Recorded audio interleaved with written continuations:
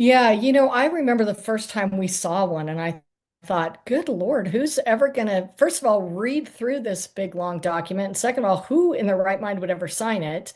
And then who would sign it again 10 years later and then yet again 10 years later after that? I mean, it was in the beginning, at least for me, it was a very onerous, very long, very intimidating document.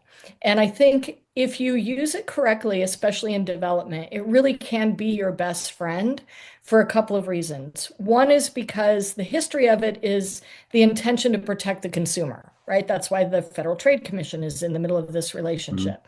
And in our formula, the consumer is our potential franchise owner. It's our candidates.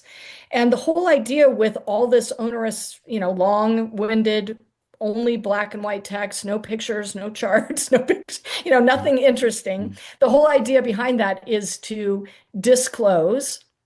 That's why it's called the franchise disclosure document. Right. Disclose as much as you can about the relationship and the business model without giving away the secret sauce to a potential candidate before they sign this lengthy contract.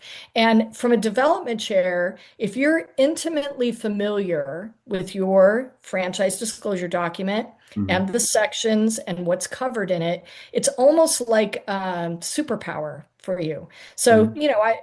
I'm frequently on calls with candidates, and even early on, if the question is, well, how do you train somebody to become a franchise owner? I can say, you know what, that's a great question.